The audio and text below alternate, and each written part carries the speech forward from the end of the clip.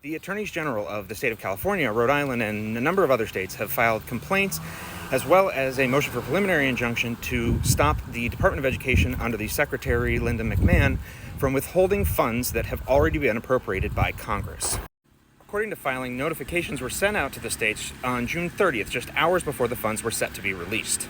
Now, the funds had already been appropriated by Congress, and as we remember from this whole budget discussion, funds can be moved according to political whim as long as they are moved by Congress, but they're usually not left up to the president to decide who will and will not get funds that have already been appropriated. But in this case, Secretary McMahon said that the funds were being withheld to see if they complied with the president's priorities and determine whether or not the funds would later be released or not. Now, this is not the first time that the Trump administration has sort of flied in the face of traditional separation of power notions when he makes decisions that are not usually allowed by the president. A couple of things do need to be kept in mind. First of all, he was elected in a popular election, as were the members of Congress who have been supporting him lately.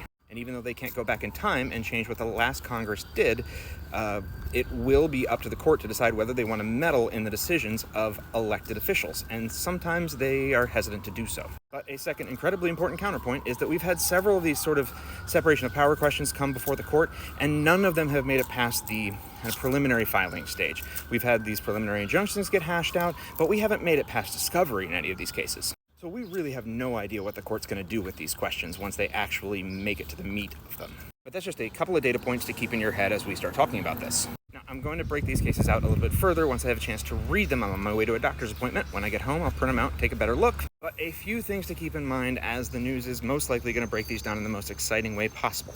One, most important, is if we start referencing cases that have already happened, none of them have actually happened yet. We've only seen preliminary filings. So predicting what's going to happen based on the other cases against the Trump administration that haven't made it past discovery yet is a losing game. And then just sort of remember that on the two sides of this discussion are traditional notions of separation of powers, and on the other side, traditional notions of political question doctrine.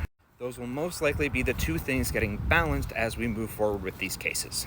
So in other words, Congress gets to control where the money goes, not the president, but the courts don't like to step in when people who've been elected have made decisions, even if they kind of push the boundaries of the Constitution a little bit, and especially when the people who are supposed to check the powers maybe are on the side of the person making the decision. So if Congress is sort of agreeing with the president, the courts may be less inclined to step on his toes.